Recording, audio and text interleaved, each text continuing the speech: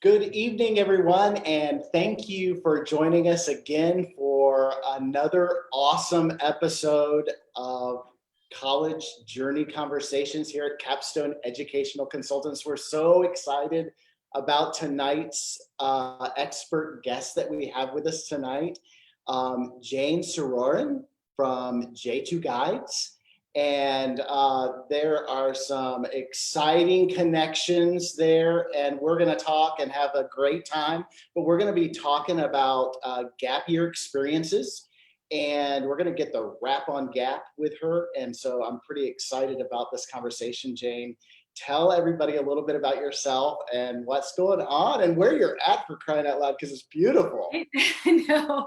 Well, thanks for having me, Mark. I'm so excited to be partnering on this. And I do have a Peachtree City connection. I live in Western Massachusetts in a very wonderful 5-college town called Northampton. So I sort of live amidst a college world myself. But I have dear family in Peachtree City, my brother and his wife and my niece and nephew. My niece and nephew are both Macintosh graduates, one last year and one this year. And I get around to Peachtree City every year to see them all and actually speak. I'm the keynote speaker usually at the USA Gap Year fairs that come through Atlanta every year. Very cool. Yeah. So you know exactly where we are, right? I do. I've picked out my dream golf cart if I were going to move there. It's beautiful. Although I hear it's getting really hot. We absolutely love our golf carts around here, right? They're so important to life in the bubble. We love it. Yeah. So we certainly want to welcome all of our guests and viewers tonight in Peachtree City and around the country who've chosen to join us tonight. We're excited about the conversation to learn a little bit more about gap years. Now, tell us a little bit about how you got involved in the gap year experience altogether, Jane.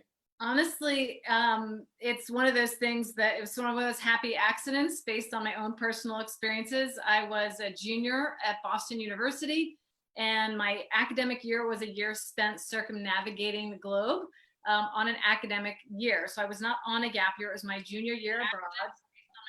And the experiences I had were just so profound, so moving. It's all the cliches we hear about when you leave home and are exposed to new cultures and inspiring mentors.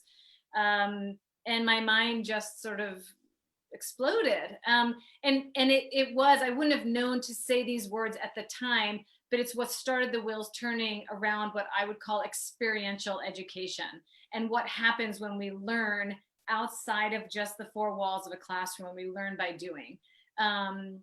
And early after that, I was finishing my college degree, et cetera, but I started guiding students on summer programs in my early 20s. So after that really life-changing experience I had, I wanted to be an instructor. I wanted to be a mentor to young adults. So I was guiding adventure and service programs around Africa and Asia and Latin America for a lot of my early to mid 20s. And then the story, I could take an hour, but I won't. It just went from there. The work was grueling and exhausting and hot and dirty and messy, and I was hooked. Yeah. So before we get too far in this, because we're talking about a gap year experience, right? We've probably heard at one time or another someone say, "Oh, I think I'll just take a gap year." Yeah. And I think a lot of people kind of have in their minds an idea of what that is, and some of them might be right, but I think if I were to be a guesser in this, to say that the majority of people might not have a clear understanding as to what a gap year really is, like truly a gap year. So what and how would you define a gap year experience? Like what kind of constitutes a gap year? Yeah, I'm so glad you asked, because there are so many myths and misconceptions about a gap year. It's a year off, it's a time wasted. And I do feel like when I appear, excuse me, on events like this or travel around the country, I'm spending half the time being a myth buster and really trying to get everybody on the same page with what we're talking about. So Sure, there are students who maybe have sort of accidentally taken a gap year and didn't bring a lot of intention or goal setting to it. But in general, in the gap year field, and how Jason, my husband and colleague, and I, we co-founded J2Guides together. We define the gap year as an intentional period of time in which an individual is taking pause on their academic or career track in order to meaningfully engage in other pursuits. So we start with this broad definition. So it doesn't presume it's community service, because a lot of people think I'm supposed to go do service. It doesn't presume it's overseas, because many people assume gap years are overseas. That's not what we want. Right. It doesn't say how long it is. So again, the key operating words in that definition is that it's intentional, and it is intentionally a break from the current trajectory, this sort of treadmill that we talk a lot about students being on. Why am I doing all of this work?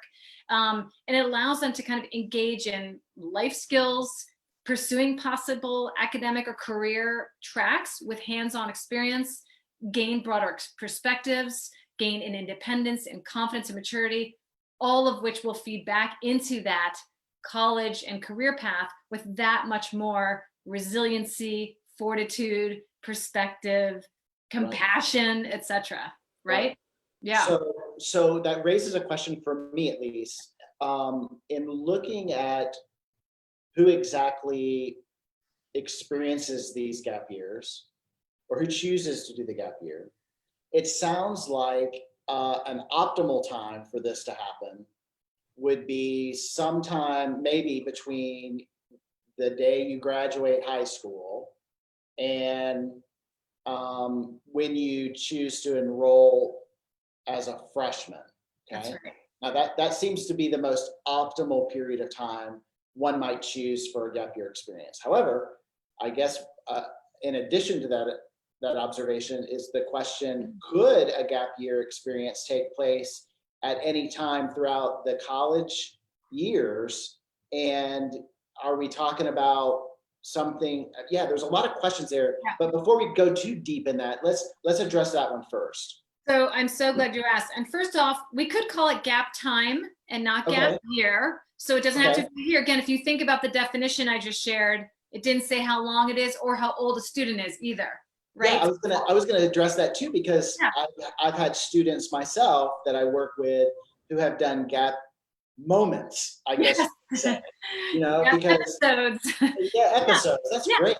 Or it might even be what I would call a gap trip, where with some organization or no specific organization. I guess it could be either or. We got that question coming up too.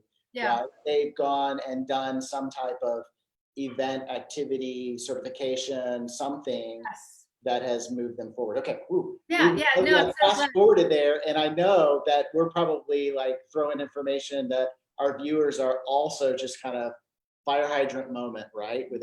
There's so much. Yeah. Let's back up and say, okay, when is the most optimal time for these experiences? I mean, honestly, the optimal time is when the current trajectory is not working, right? That's optimal, right? In a way, right? If it is not working, if there's mental health issues, we were chatting about that before we started streaming, right? Yep. If there's a college acceptance that doesn't feel great, if there wasn't even momentum to apply to college, if you're a year or two into college, if it's COVID-19, I think we look to gap time, and we also can call it a year on. It's absolutely not a year off, but a time to really engage in something else. So yes, optimally speaking, in a typical world, on a typical day, the majority of students taking gap time have graduated high school. The vast majority of our clients have received a college acceptance and have requested a deferral. So they've deferred their admission for a year, and they take that year. Now, because of COVID-19, I always work with college students, students who've done anywhere from a semester to a few years. That number is increased incredibly in the last month or two, not surprisingly, when the prospect of a virtual college semester a year just doesn't appear. I have a number of 20-year-olds coming after us right now saying, I could take pause, we're doing okay. I love college, but that's not my plan for learning. And I'd rather do a virtual internship working with a human rights organization in South Africa than be home virtually studying. And I've worked with students who have finished college and are thinking of applying to graduate school. and before going to graduate school want to really dip their toes into that content area, into that field, before committing more years and more money to the next level of education.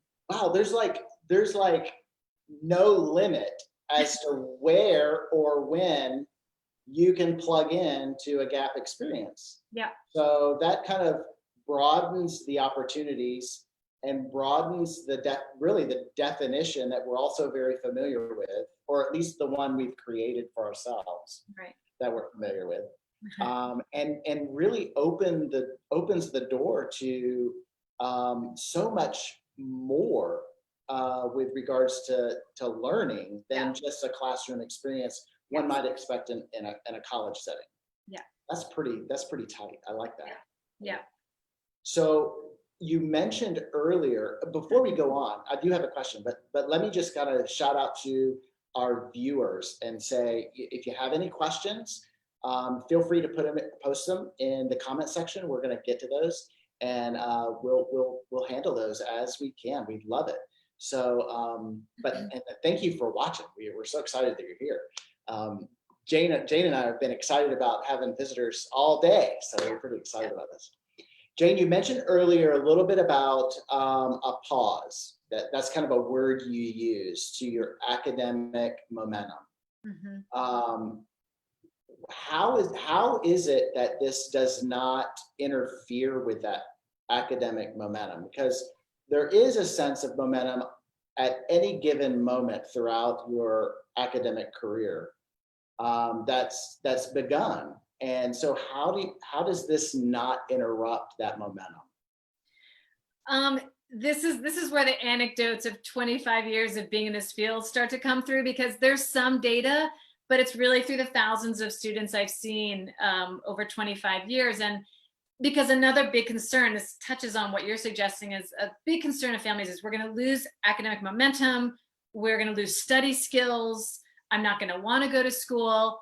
And so there is data, more data coming out in the last 5 to 10 years. But again, my anecdotal data is way longer, but that supports that. In fact, students, and UNC was part of a recent study as well, or not super recent now, it's probably in the last 5 years, but there were a few colleges that tracked gap year students after their gap year on campus, and gappers consistently achieved higher GPAs than all of their non-gap counterparts, and similarly had higher percentages of graduating in 4 years. And I'm sure you, Mark, know as well as the rest of us that the national average is pushing 6 or 6.5 years of graduating college. Yeah. So to just take that myth and take that off the table, I think what's happening, and my colleagues would agree, is that from that year of, first off, academic burnout is the #1 reported reason that students are pursuing gap year. So if we are pushing them right to college after the last 12 years of schooling they've had, the last 4 most intensively, are they really prepared? So we're dealing with the academic burnout, the really high stakes of performance, amidst also increase and rise in mental health challenges and other things that are really dominating this young generation. So what I believe is that the gap year is allowing students to kind of unplug from that level of rigor, kind of take the reins of their own lives, and they get to dictate and drive a bit more on their terms what they want. You know, I'd love to gain fluency in Spanish. I couldn't get it in the classroom, but what if I spent a semester in Spain taking classes and maybe studying art or politics or architecture or engineering? Or I think I'm interested in medicine, but I'm exhausted from all my science classes, and I actually don't even know what it would be like to be in a hospital. And what if I could spend a semester shadowing in health clinics or hospitals around the country or overseas? So I think it's about gaining that real life experience, taking control and the reins in their own hands, unplugging of just the rigors of performing because it's what's expected, but really tapping into what will make me happy. And so students are coming out feeling confident, resilient. I think I've already used that word once. With a much broader perspective. They've left home, and so they did a lot of that early, what happens on a college campus to some degree, but personal growth and maturity is happening on the gap year, and they hit the college campus ready to run. So I thought I was interested in Spanish. I tried the Spanish in Spain, and now I can't wait to go to college because I'm really interested in Latin American studies.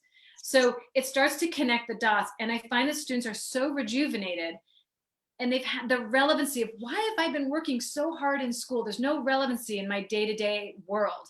But then they get a taste of what that day-to-day application could be. And I find then they hit the college campus ready to just squeeze everything they can out of it. And I've heard it and seen it again and again and again, like I said, over 25 years. And the data is now really coming out in support of it. Yeah, that's some pretty strong data. Yeah.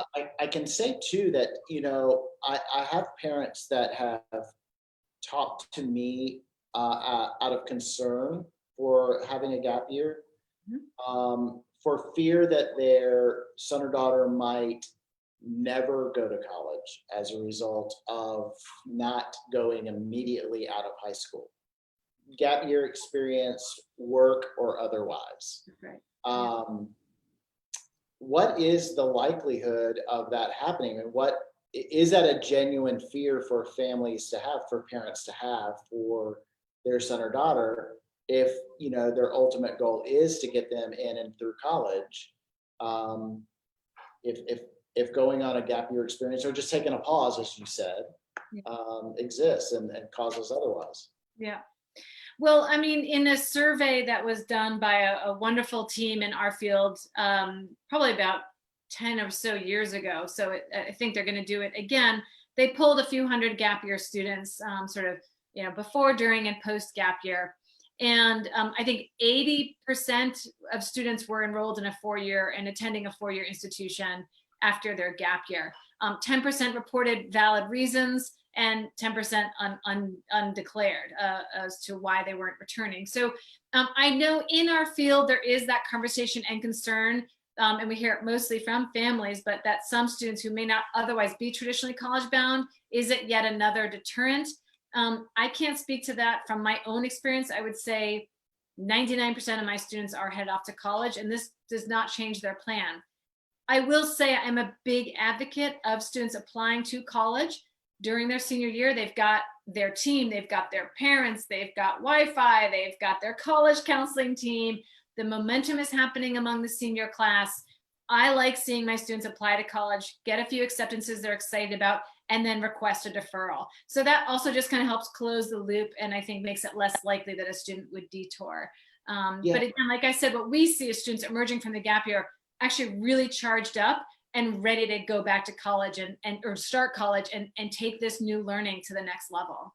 Yeah, that raises a kind of a question I've got as you were talking, kind of came up that, I look at high school seniors and that high school experience being kind of this, this herd of friendships that have been fostered and developed, and they really lock arms with those relationships pretty strongly.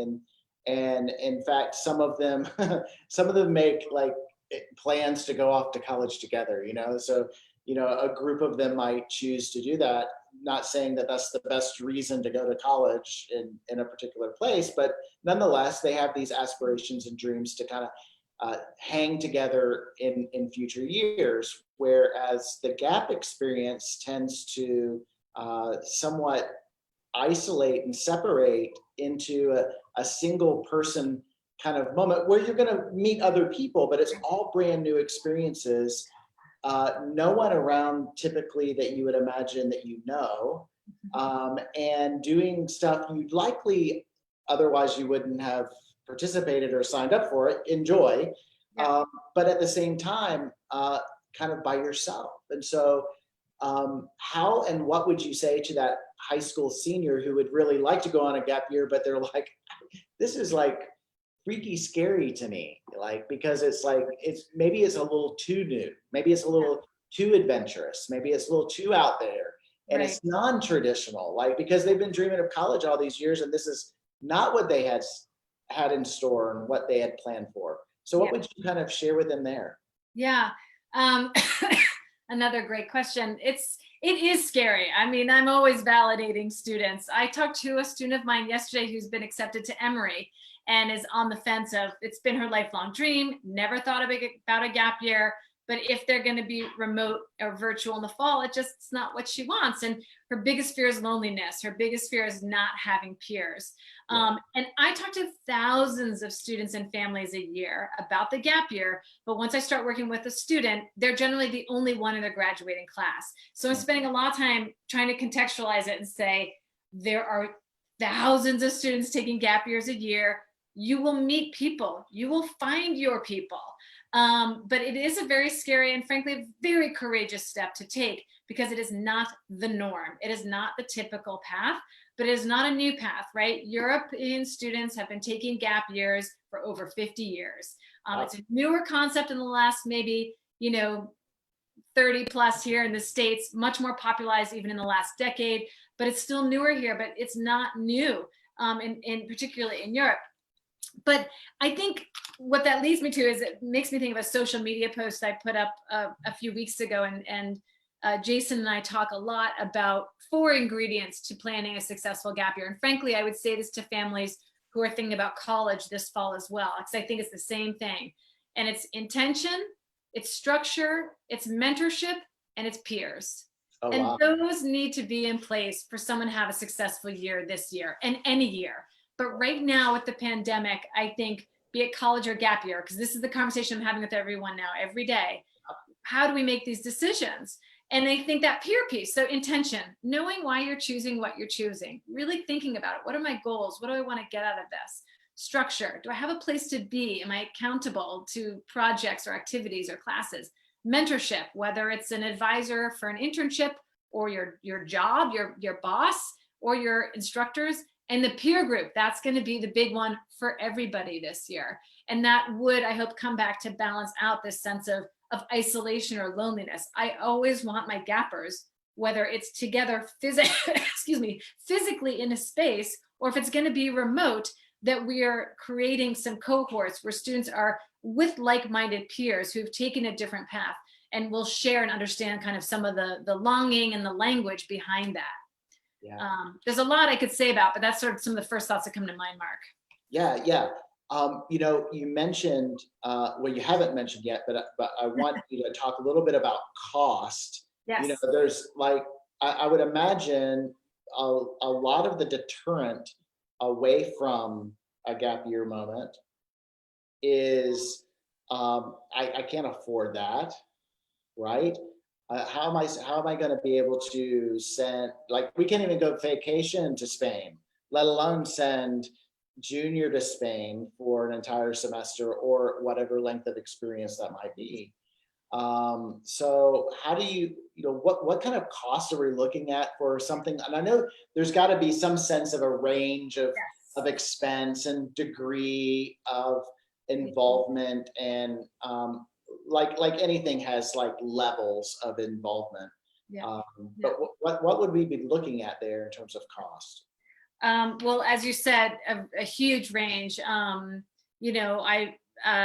just say, speaking in the last few years, I've worked with students who probably had a budget of about $3,000 for the entire year. And I've worked with families who probably spent about $30,000.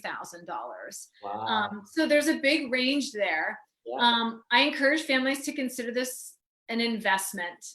And that, again, when you look back at those numbers of how these students are performing in college and potentially graduating in 4 and not 6 or 6.5 years, this is going to be a better investment than a semester in. And then maybe I leave of absence, or I'm going to transfer and the credits didn't go, so there's another semester there. Families don't always consider that it's not generally a 4-year graduation. And so I encourage families to, of course, look at it as an investment. So there's a range. It has to start with, again, the question of intention. I talk to my students a lot, and I use this language of kind of hashtag, what is your why? So getting to the bottom of what is your why? What's making you tick? What are you passionate about? So we have to start with the goals first of the gap year. Is it a business internship? Is it making money? Is it helping grandma? Is it being part of the family business? Is it gaining an independence? Is it addressing my mental health? So we want to get to the bottom of what are the goals and what are we going for? And once we know those, then, okay, if Spain was a little bit off the charts for our $5,000 family budget, can we find lower cost options? elsewhere. And keep in mind that even when I say Spain, there are a lot of different ways to do it. You could do a full study abroad semester, which could cost upwards of $15,000 to $18,000, all the bells and whistles for a semester. Or we could connect you with a work exchange where you live as an English tutor in a local family's home.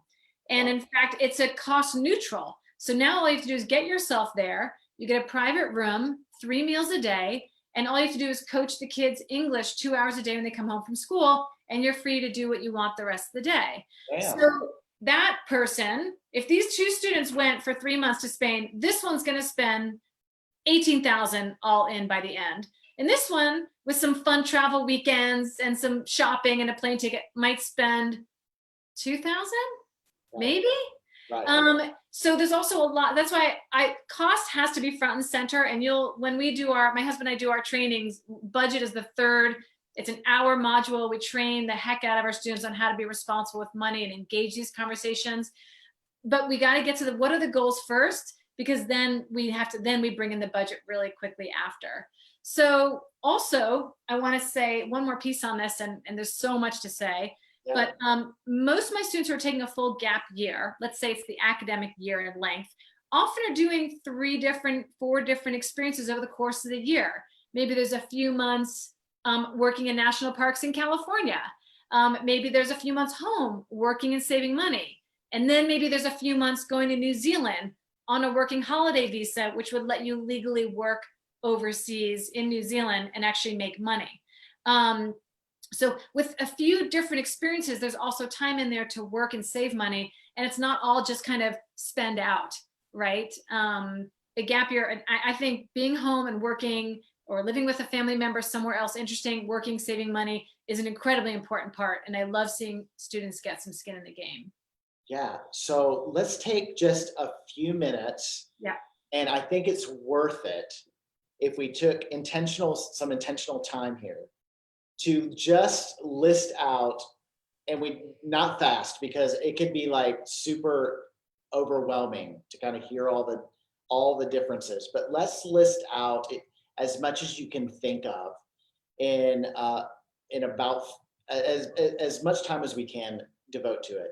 Some experiences, some actual experiences that are very diverse, like very different from one another.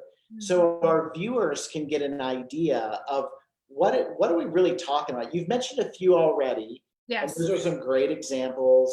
But I think they're so diverse. Yes. And they're so different that, and I don't expect that we would touch on all of them by any means, but that we would give enough different flavors, if you will, that we could get an idea of what type of gap year, gap moments, gap experiences, time, whatever those we want to call them would look like. So let's talk about like program categories, almost like buckets of let's list some of these so that our viewers can kind of get this idea.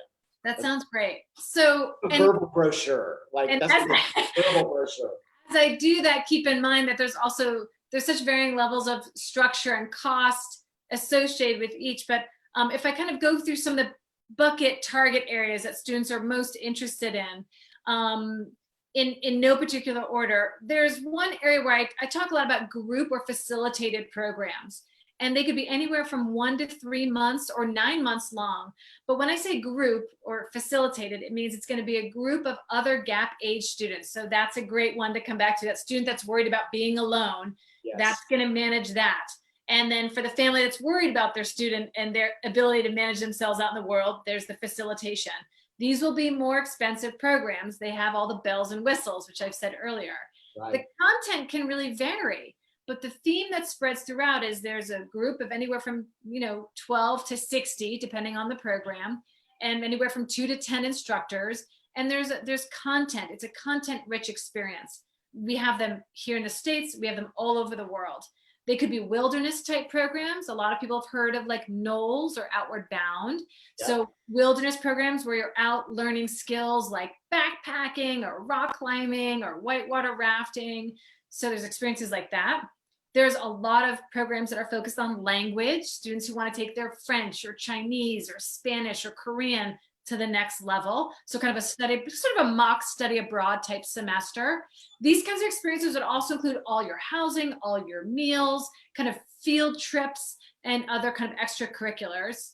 Other programs that would fall under this umbrella would look like arts or kind of film, art history, fine arts based experiences for students who are actors, filmmakers, musicians, painters, who want to kind of develop their craft and their portfolio. So the arts are really popular. Okay. So again, content-wise, lots of variation. The theme here is that these will be higher end experiences in terms of cost, but they will be the most structured experience a gapper could pursue.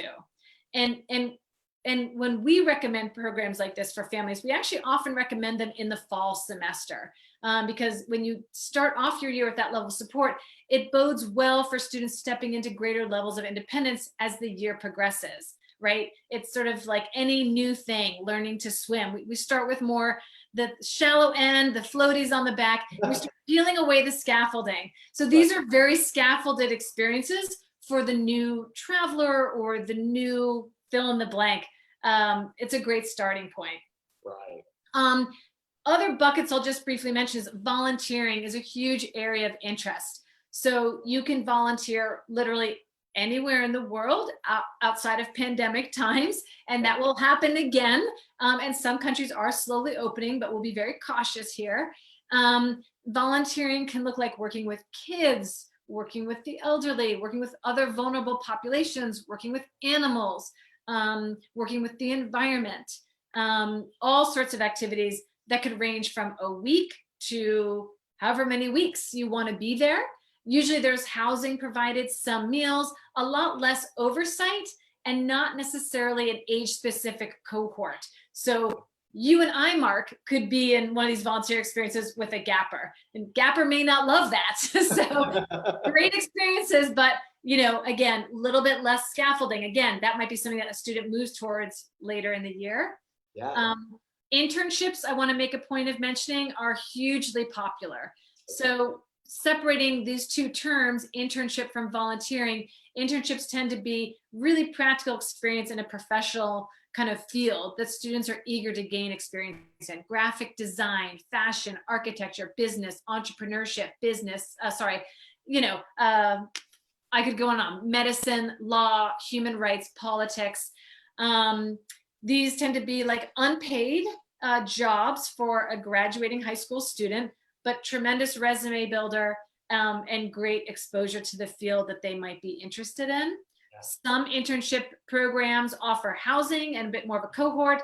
Others are completely independent placements. They'll help you find housing, but there'll be no group or no support. So you can feel here there's a real range. Yeah. Not just in, again, the content of it, but how it's delivered. And a great gap year, I think, kind of pulls a little bit from all of them. The experience with more structure, the experience with a bit more independence, something closer to home, maybe something further away from home. So the student really comes out with a breadth of experience, all the while kind of enriching themselves, pursuing some of their primary goals, and really gaining in their own independence as the journey kind of unfolds. Yeah. I could go on and on, but those are some of the first things that come to mind. Is that sort of what you were? No, it's exactly what I was hoping for.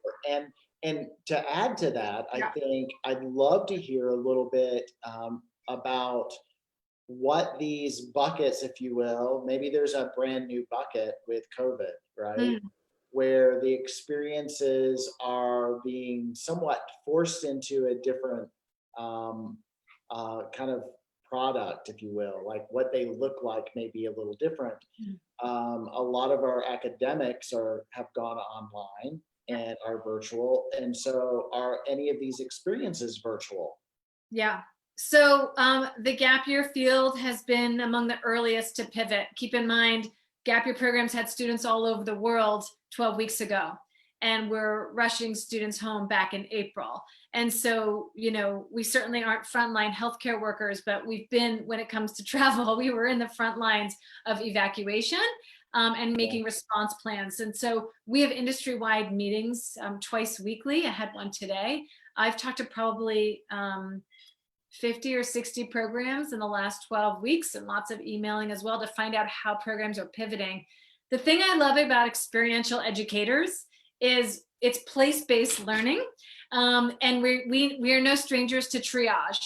So learning on the fly and instructing on the fly and pivoting when there's literally a roadblock in a country, or a contact or lecture that didn't show up when you're taking a group through East Africa, happens all the time. Yeah. So this is a field that is so well equipped to create equally meaningful content, if potentially virtual. So what I'll say is that a gap year program will not hesitate to cancel if they can't run safely. There's just no question. We may be ambitious and seem like very adventurous in our programming, and student safety is always number one. So programs will cancel if they can't run. Plenty already have. And we've all seen that, right? It's just a timetable. Summer camps are finally sort of like, okay, we called it, at least where we live. Summer camp's not happening. Right. Many gap year programs are still quite hopeful this fall that they'll be running. And some of the modifications they're making are maybe doing a virtual month to start. So if it's a language training program, maybe doing a month of language first at home to buy more time on this timeline. And then with the idea of meeting on location come October. So trying to push off start lines. Interesting, colleges are just talking about bringing timelines earlier, right? We're gonna do August to Thanksgiving and then call it quits for 2 months. Yeah. Gap year programs are like, nope, we're gonna wait and do October. So they're pushing to later start dates, giving more time here and then launching. We're seeing really generous refund policies, very low risk application fees, etc. So students could pull out after applying and paying a deposit as late as August and get a full refund. So the programs are really trying to make it easy to apply and easy to get out. Yeah.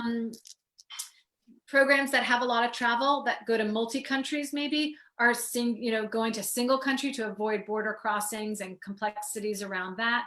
And of course, many programs are launching new US-based experiences because everyone is hearing the call from students, which is, I am lonely, I don't want to be at home. If I have to drive to Colorado to meet a group and join this program and self-quarantine for 14 days, I will do it. I will get in the car. I will drive now. So self-quarantine, a lot of programs are looking at, they're asking students to self-quarantine for 2 weeks before leaving. The program will begin with 2 weeks of self-quarantine with maybe virtual learning, etc. So all of the considerations are happening. If I may add one more point to this thread, one thing that Jason and I are doing with our students is really urging, and you might have seen this in the article I sent you, Mark, a plan A, B, and C. I was just going to ask you about that. Oh my gosh, that's so funny. I think this is the most important strategy for anyone thinking about a gap year right now, which is, let's say you have your core goal, and let's say it's to be with, I'm going to put travel back in the hopper because I think that's the one that's obviously most vulnerable. Let's say you want to travel with a group and an adventure in New Zealand or Australia and have an internship and scuba dive and, so again, I'm getting at with a student, well, what's the primary goal? Okay, it's to be in Australia or it's an internship. Great. So now I need you to define a plan A, B, and C. Plan A is your optimal version. Like this pandemic doesn't exist. And the reason why I still want my students to do this is because when we set our students free to brainstorm without self-limiting thoughts, that's where we see the sparks. That's where I see what gets my students ignited. And that's what I'm looking for. Yeah. So we know it's not going to be a pandemic-free September, but I don't want students to start limiting themselves before they even let themselves dream. And as a sort of third party and as their counselor, I want to see that. So, okay, it's plan A, optimal. Plan B, okay, now we're going to take it down a notch. Let's talk about a hybrid model. So let's say Australia is off the table. What's a comparable version? Let's say the goal was the internship and I want to do it in Australia. Okay, Australia is off the table. What's a backup plan? Well, I have an uncle that lives in London. Maybe I could live with him just to get out of the house and I could do an internship for his company or maybe remotely. Okay, so some kind of hybrid model that leverages it's out of the house, but it's a little closer to home, leveraging kind of your internal network. And then C, the plan C is a remote option. So it's a tremendous amount of work for my students. It's a tremendous amount of work for me. But I think the best and most idealistic yet grounded way to go about planning for a gap year right now is to take those 3 or 4 or 5 core goals and give each one a plan A, B, and C. If a student did that, let's say you had 5 goals and you did the plan A, B, and C, you'd have a grid of 15 options kind of ready to go. And now, you know, in a period of time where everyone feels helpless and that they have no agency or control, have we given students a range of options that we might be able to kind of plug and play? Because with each day or week or month, you know, we have more information. So get set up now so that we're ready to hit go on one, if not multiple of those come September. Yeah, and I see the value too in that the student then can kind of see the big picture, right, of all of these potential experiences, and if any, and get excited about all of them as you know, as individual experiences, so that if any one of them drops off the ledge, right, and becomes a non-option, you know, they're not too heartbroken because there's others still in the mix. Yeah. So it does kind of prevent disappointment. And to some degree, and I keep saying to my students, I get it. Like, no one wants a virtual gap year. No one also wants a virtual college year. So, you know, again, I'm all about affirming my students. I get that's not ideal, not what you want, but it's still, at least ideally, we've vetted an experience. We have it in the back pocket, and we can, you know, we can pull it out and put it on play, and it'll be great. It'll be different, but it's not going to be, well, now I'm sitting at home with no plan and no idea.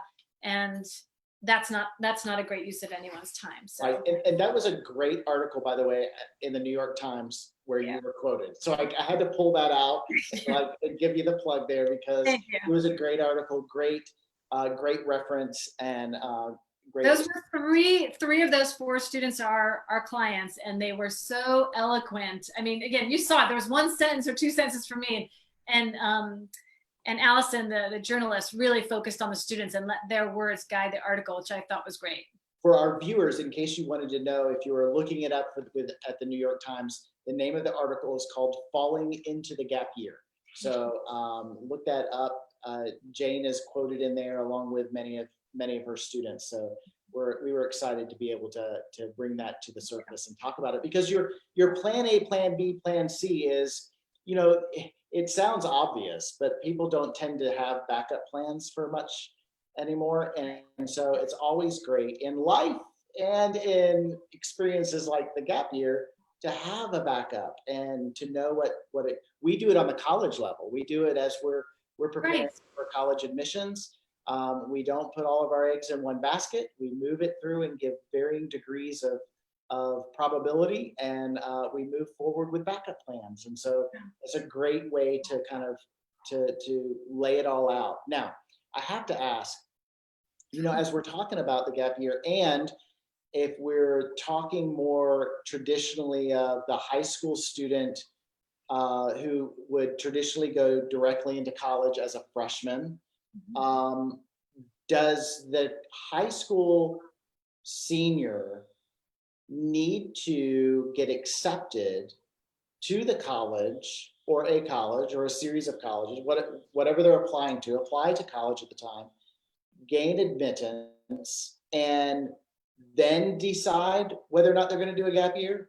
Or can they do it without applying to a single college at all and decide, just out of that high school experience, I'm going to do a gap year, and I'm going to pretend that next year I'm a senior in the application process and start it when, you know, my underclass juniors now are going to be starting then. So what's the right thing to do, or is there a right thing? I'd be so curious to hear your answer to your own question when I'm done. But I mean, honestly, Mark, I think I sense that you and I have a very similar philosophy, which is, you know, I just, I'm crazy about these students. And I think in part because I didn't feel like I had a ton of mentorship at this very age, is partially probably why I've committed my adult career to it.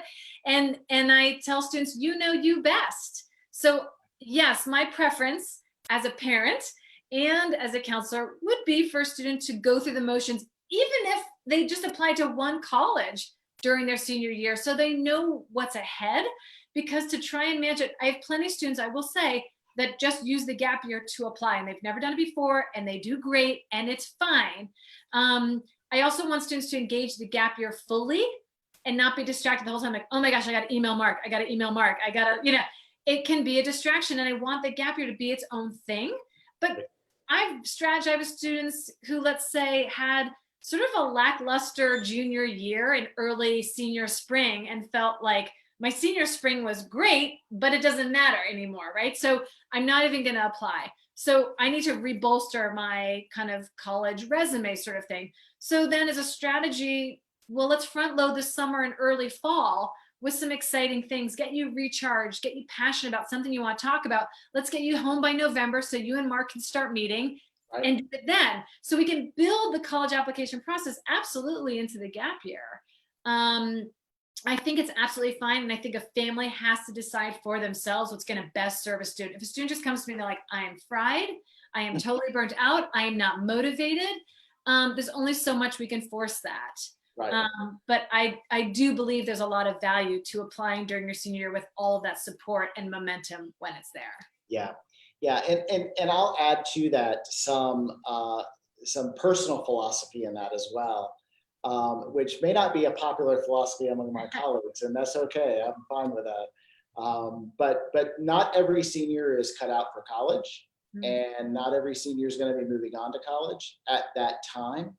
And many of them don't, or many of them know that who that applies to. They know that, but they may be perfectly suited for a gap year experience, and so. To not have that college application process go forth, but a gap year experience application go forth may be the right move for them. Yeah. And again, it's all about getting to know the student and getting to know the experiences that student is looking for and what the goals and objectives are for that student's upcoming choices and in terms of life and career. So that's real important. It's also important to note that there's a route, like you said, of those students who make application to college that makes perfect sense and get admitted and denied just like everyone else, and then determine at that point they're going to do a gap year experience. Now, the question I asked, though, was in that regard, do they need to let the colleges know that the ones they've gotten accepted to, that they're instead going to do a gap year experience? And I think the answer to that question is yes, but only if they're planning to attend that college after the gap year experience. Yeah. Right? Yeah. So I'm glad you brought that part up, because I got so caught up in the second half of your question. But yeah, I mean, in general, the philosophy in our field still remains that if you're applying to college and you want to take a gap year, you still apply to college. It's still an incredibly competitive process. You don't mention the gap year during your application. Almost so many colleges now have written statements about gap years and deferrals. It would not be hard to find out what their take on gap year is. But you go through the process if you're ready, and you apply with all your might and all your heart, and hopefully get the acceptances you're looking for. And then, yes, you request the deferral. Right. And usually that's about writing a letter. You might have to sign something, pay a deposit, agree to not enroll in another college, and some of those standard pieces. But generally speaking, I would, if students know they want to go and they're ready to apply, they should do it. And then get the acceptance, and then begin the requesting a deferral process. Like, there's no reason to bring that in early on, I believe, when we're facing this first step of college application. Yeah. Yeah. So how do you go about requesting that gap year experience? Well, it's funny. I just wrote a blog about it about a week or two ago. So it's called How to Write a Deferral Letter Oreo Cookie Style. Nice. I love the title. A great title. I've had a few people say, you had me at Oreo. So right. The Oreo cookie, a lot of people are familiar with, is used a lot in experiential education, but also in a lot of management processes as kind of the feedback cookie. So there's your kind of good layer, like let's start with praise and kind of outright expression of confidence. And then here's my ask, or here's my feedback. And then I'm going to bookend it with again, I can't wait to be a member of your class of 2025. Nice. So the Oreo cookie is, I am so thrilled to be invited to be a member of your institution. This is a lifelong dream, or whatever the student's story is. And I believe that a gap year would help me grow in maturity, gain fluency in language, blah, blah, blah, all sorts of things. And for these reasons, I'm hoping that you would grant my request for a deferral. I really believe I'll be an even more positive member of your community when I step onto that campus in fall 2021. So Oreo cookie. And again, most schools will ask for a letter of some kind. They often want a general idea of why you want to take a gap year, what you're hoping to get out of it. They don't necessarily need specific program names or exact dates or anything like that, but they want to know. And that's where I come back to what your goals are. If you identify 2 or 3, that's all you need to share in the letter. You know, I'm hoping to get an internship in microfinance. I have family I can live with in New York.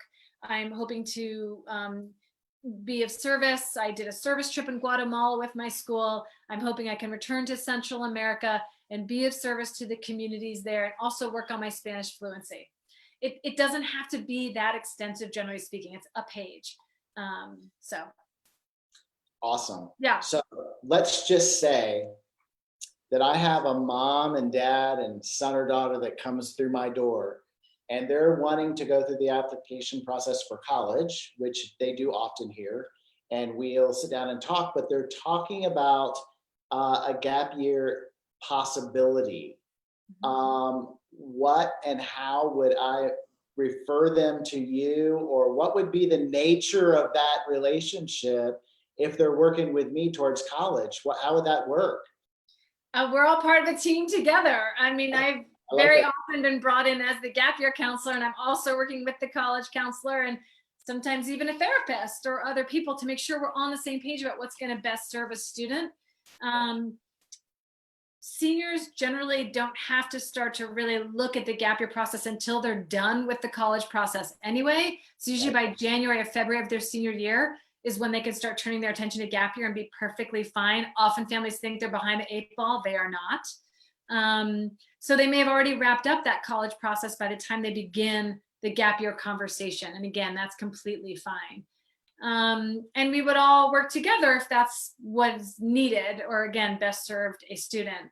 And then the process of working with a gap year counselor is really probably not at all unlike a college counselor, which is, let me get a feel for the student. What are your goals? What are your ambitions? What's the budget? What are your health and safety concerns? What are the parameters? You know, I want to know the dream big, but we also need to know the parameters. And then my job is to vet programs all over the US and the world. And just like you, Mark, when you kind of whittle it down to the top 10 or 20 schools, I'm saying the same thing. You know what, here are the top 10 or 20 gap year programs that I think just hit all of what we're going for. And then it becomes a banter back and forth where, you know, it's a volleying back and forth between myself and a student of, okay, we took those off the list. Great. Help me understand why, or I want to see more of this. I've thought more about it. Like most good processes, the question and the process begets more questions. Right. So I really try to nurture that and let students know there's time to change your mind. Again, a gap year, if it has multiple experiences, we're going for a macro level 30,000 foot view of the goals. And then we're going in and we're doing it semester by semester, right. You know, so oftentimes we don't have the spring buttoned up until maybe even the gap year has begun, because there might even be some opportunities that arise during the gap year that we might want to feed into the spring of the gap year. So my job is just to kind of help keep a student on track, help vet the programs, and help ask the questions. Like you said, it seems so obvious, but it's not. Yeah. So I help ask the questions that families are like, oh, I never even thought of that. Right. And then help a student kind of get there. So that's awesome. So yeah. if someone wanted to like bypass me altogether, why would they do such a thing? I don't know why they'd want to do that, but if they did, right? Yeah. If they did want to bypass me altogether and find you, how would they go about doing that, Jen? Thank you for asking and for that invitation.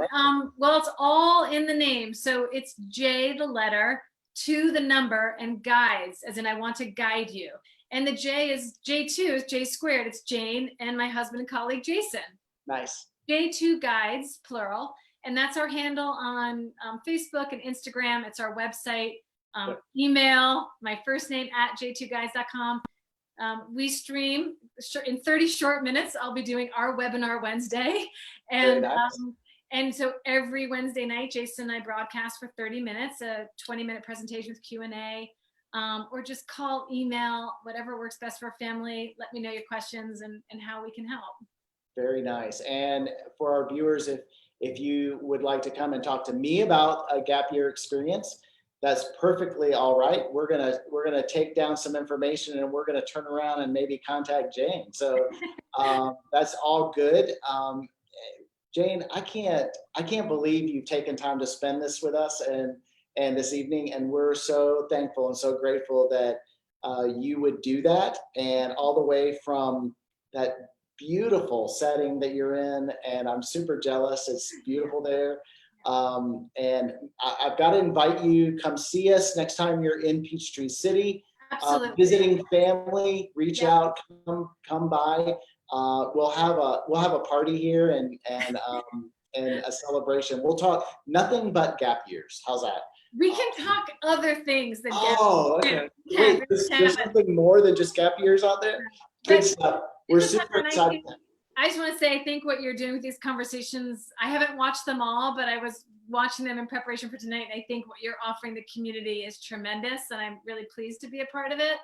And I think these are the kinds of partnerships that always exist, but have also really exponentially grown during this pandemic. Is let's bring our wheelhouses together and help support families and really anyone who's feeling like they are in crisis or confused. So I'm thrilled that you want to bring gap year into your conversation, and appreciate being invited. Thank you very much, Jane. You can find all of our college journey conversations right here on our Facebook page at facebook.com/capstoneed, or you can go to our website at www.capstoneed.com. And you can find at the very top a button right below the menu bar that says College Journey Conversations. And you can see the last 6 we've had. You'll see this one starting tomorrow as a repeat. And you'll see the upcoming, I think 5 that we've got scheduled so far in the future. So we hope that you will join us again. Jane, thank you again for joining us tonight. And we'd like to say goodbye to everybody who's joined us tonight online. Thank you so much. Have a good evening. Night, everybody. Bye now.